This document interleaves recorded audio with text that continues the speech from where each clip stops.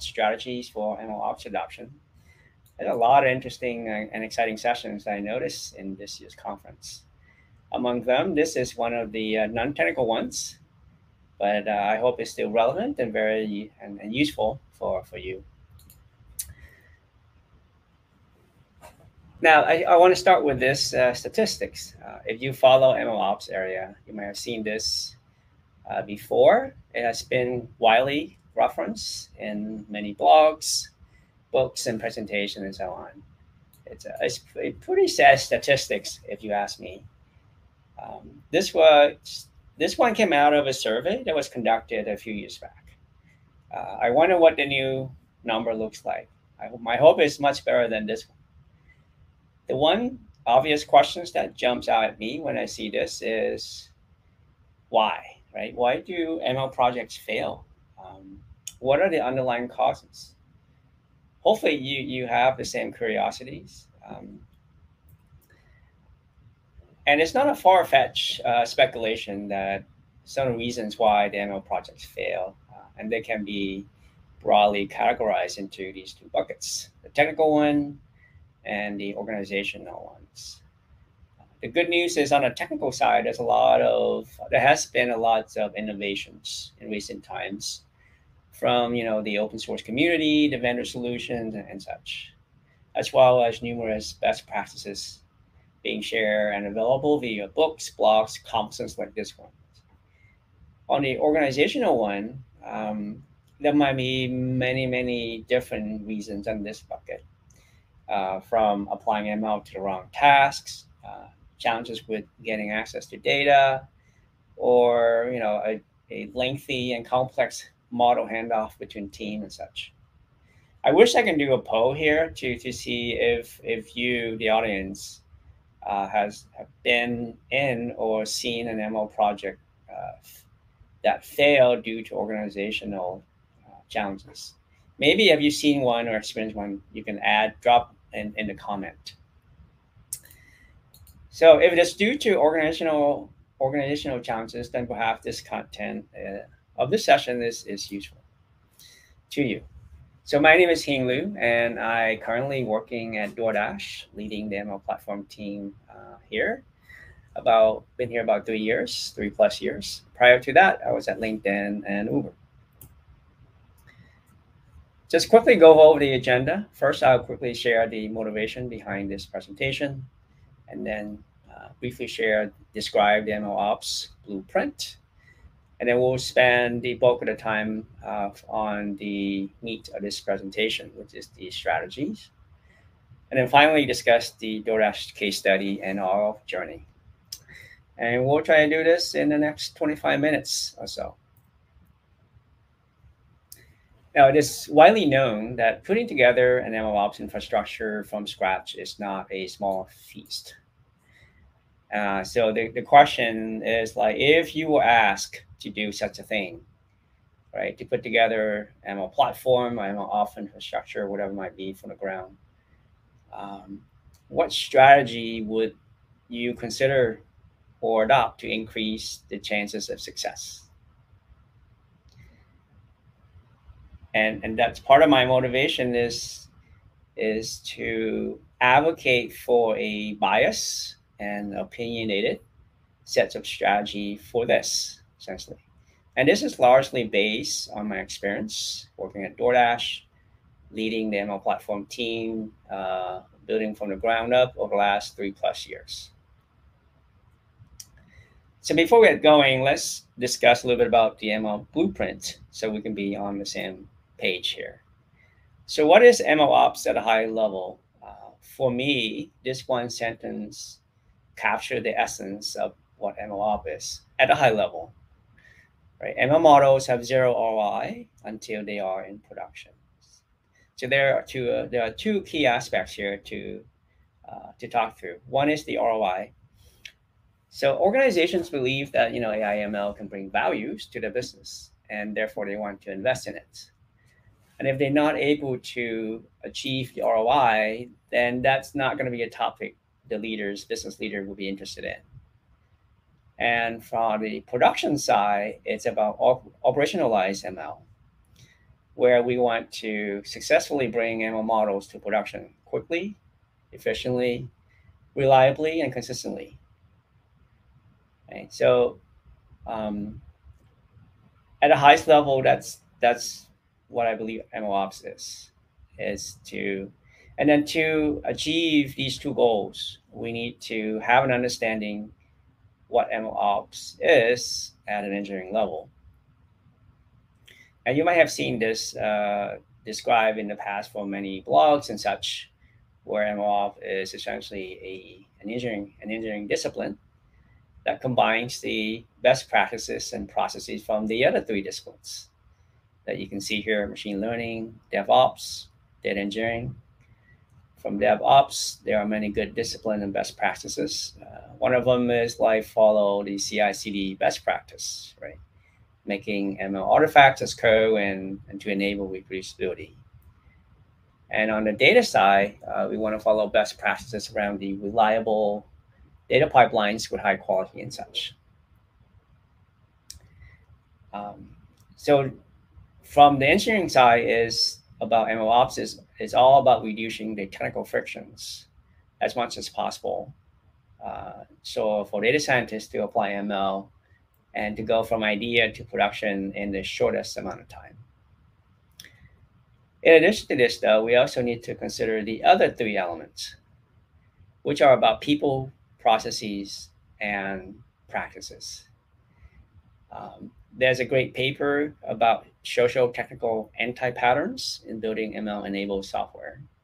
It states that MLOps is an organizational problem, not a technology problem. So if it is the latter case, then my hope is the strategy that I will share shortly will be relevant to that.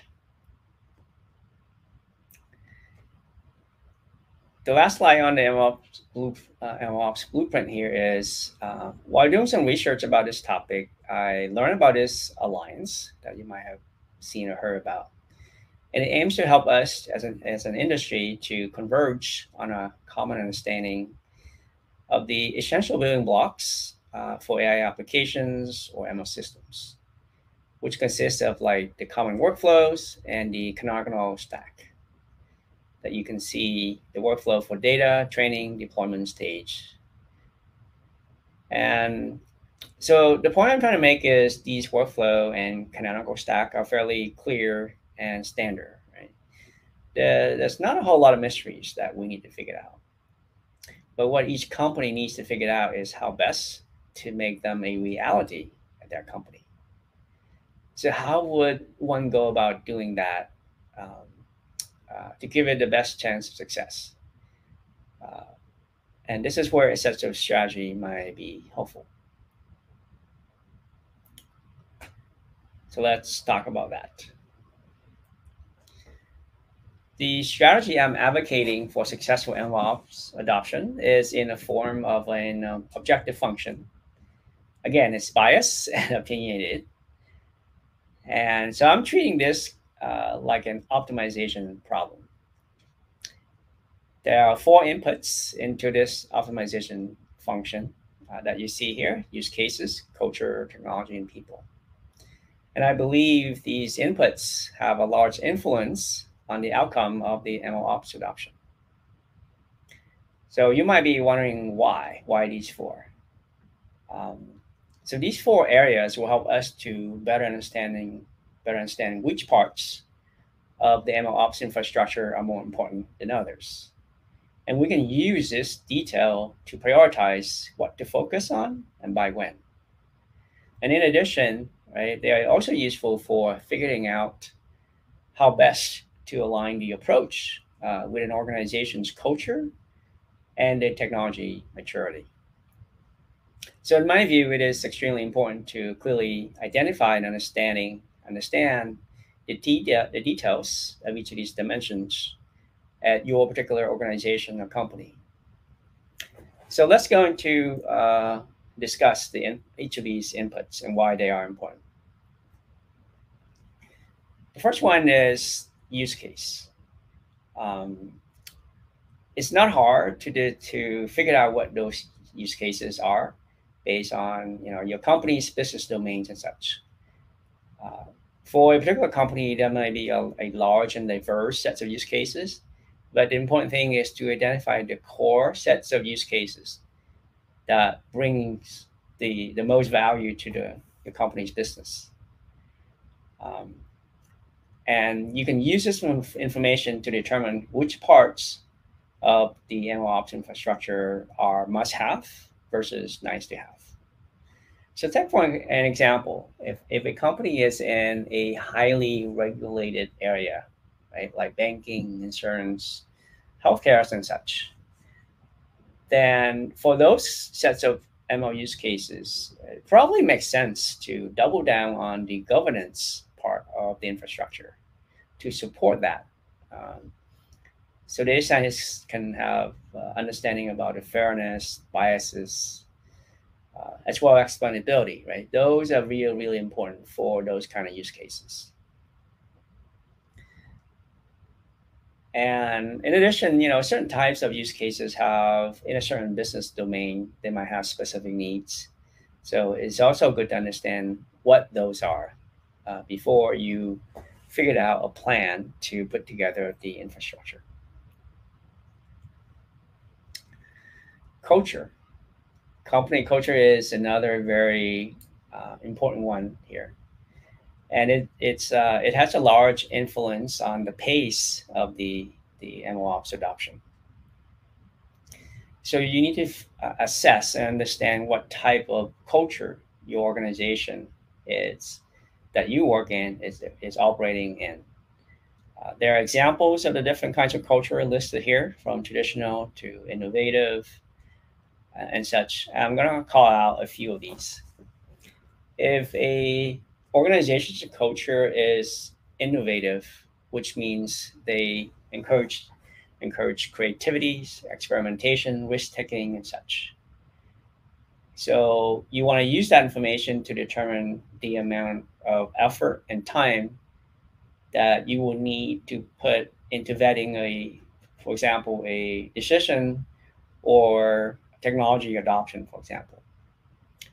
And if it is in a traditional culture, then again, using that information to determine the amount of time of effort. It may be more, it may be less, right? Another one to talk about is the collaborative nature culture, which emphasizes teamwork, cooperations, and such. So then again, you want to understand that so you can figure out how much effort you would need to put into collaborating with other teams, right? The customers, stakeholder, decision maker, and such, especially around their involvement in adopting MLOps. And the last one is result-driven culture. Typically, it means high velocities, moving fast, with the expectation of steady progress. So you want to demonstrate that if the organization that you work in has this kind of culture. So effectively, you want to operate at the pace that your customers operate at.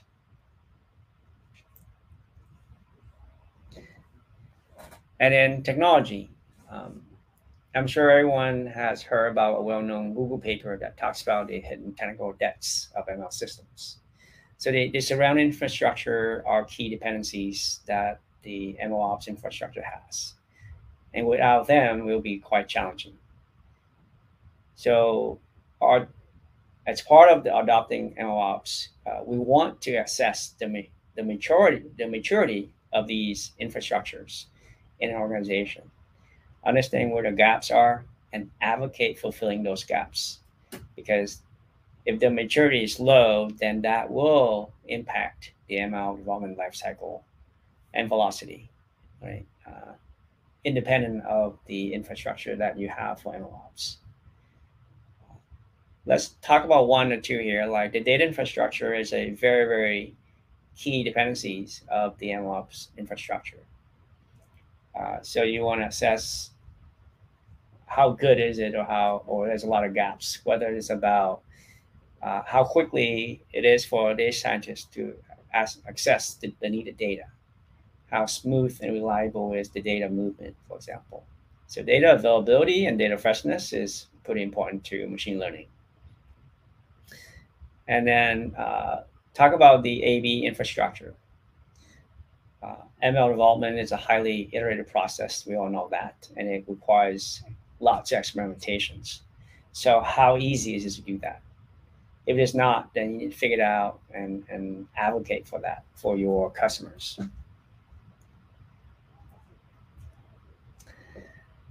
And then people, right?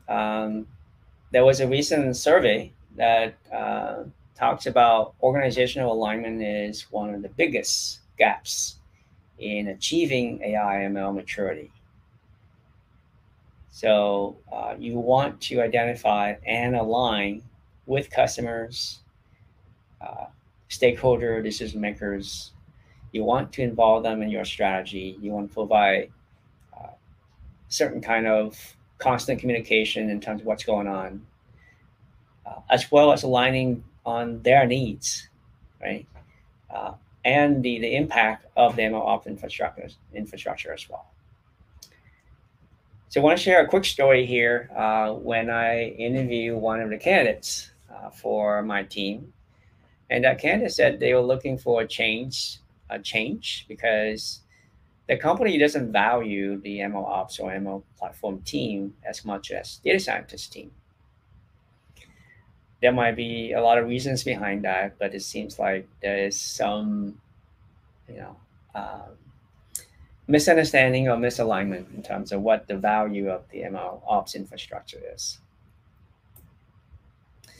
So if we went through the 4 inputs, and let's use Doordash as a case study to see what it looks like. For us as a logistics and e-commerce company, we have use cases in this area of like predicting ETAs, food preparation times, search recommendations, and ads and promotions and frauds and fraud detection. So these use cases, as you can see, can understand that requires online predictions with low latency and high QPS, right? So what that means is, as an MLOps infrastructure, we want to make sure that we support these use cases with providing a very solid and scalable, low latency model serving platform. So that's an example of that. Our culture is a young company with innovative, result-driven, fast-moving, and highly collaborative. So we want to make sure we align with those teams that bring value to the company, and we collaborate with those teams very, very closely. We do want to operate at the pace that they move at. So we got to move fast, and demonstrating incremental progress is pretty important. In terms of technology, obviously the infrastructure has been improving quite a bit since the early days. So there's a lot of advocating for the needs of the MLOps infrastructure, especially with the data infrastructure, our data warehouse and data lakes and such. And then using that information to determine when to build out certain parts of our infrastructure.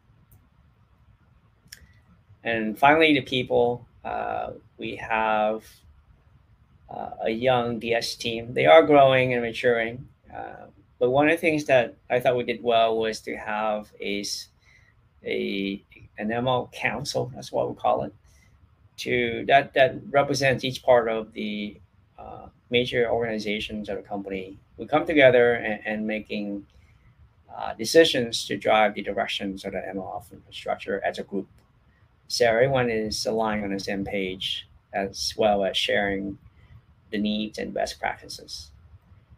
Later on, we also form like a technical steering group that have technical representation from each of those teams as well, to have the next level discussions about technologies and such.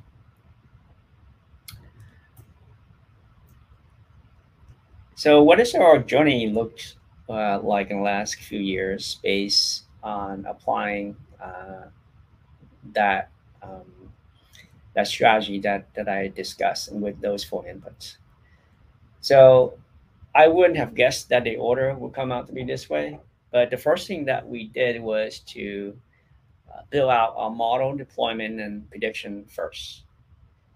And this is because that we understand the use cases, and also we want to align with the culture. And there was a big need to have a prediction serving or model serving platform with to support those online use cases. So we double down and focus on solving that problem first. Um, and then once we have more and more data scientists join the company and more models deployed to production, then the need for a single source of truth became more important. And that's when we started to invest in the model training infrastructure. And similarly, as there are more models in production with higher profile use cases, and we want to protect the downside when something goes wrong. And that's when we invest in building our feature and model quality monitoring on top of the in-house monitoring infrastructure. And then as our data infrastructure matures, we have the data lakes and such. Then we started investing in building out our feature engineering, running on top of that. Um, so timing and aligning with these aspects is quite interesting as it turns out in terms of our journey of building out our ML infrastructure. That doesn't mean that we build these areas that we built early on are like perfect. They are reasonable to support those use cases, and we constantly making improvements in those areas as new requirements comes in, and as we learn more about the needs. In terms of our stack, is a mixed bag of like vendor solutions, open source solutions, as well as homegrown solutions for our stack. And you can see here we have Snowflake, Data Lake. We use Spark, MLflow, and Flink. Those fall in the open source bucket, and as well as Cockroach DBs and such. The in-house solution is for the main part is our model serving platform. It's pretty much an in-house solution when we started out 3 years ago. Obviously now there's many options and open source solutions out there that if someone were to start out with, they might want to evaluate those first. So in summary, for MLOps strategy, I would advocate for considering those four inputs, figure out the specific details that are for your company, understand those. You want to operate in the same rhythms as the organization's culture, understand the maturity of these various dependencies of the surrounding infrastructure, and then advocate for the gaps. And then align your MLOps adoption approach with the customer's needs. It is a team sport, no doubt, and paying attention, particularly to the organizational alignment upfront, is, I believe, extremely important, not only on a technical one. And start small and iterate. I think for our culture, moving fast, result driven, that approach has been extremely helpful. So that's all for my presentation, and we have about 5 or 6 minutes for questions. I see a few questions here that Sarah is helping me. The first one is, you talk a bit about organizational culture. What about ML maturity? How do you recommend organizations assess their current state of MLOps maturity and areas for improvement? Yeah, this is the never-ending journey here. I think as we all in the last few years, we as an industry getting much better of understanding what MLOps is, what the maturity looks like. Um, I think it's all comes down to, for me anyway, is what infrastructure do I need to support the company's use cases and needs, right? Applying, obviously, ML space is moving and evolving, as we can see with the recent LLM and deep learning and GPUs and all that stuff. So it's all about figuring out what do I need to do as a team to support the business use cases to support those changes in the ML space. Question two, how do you recommend we measure adoption and value of MLOps tooling in terms of business ROI? I think that's a great question. I think there was a previous session that some discussions about this. So for us, I don't know if it's an ideal solution here, but for us is whenever a particular request comes in to support certain projects, the first thing we ask is what is their business use case and what are the business impact that our customers trying to make. And each of the teams have their own unique impact that they're trying to make, right? Whether that is improving the top line or the bottom line, for example. So we want to be, first is to be aware of that.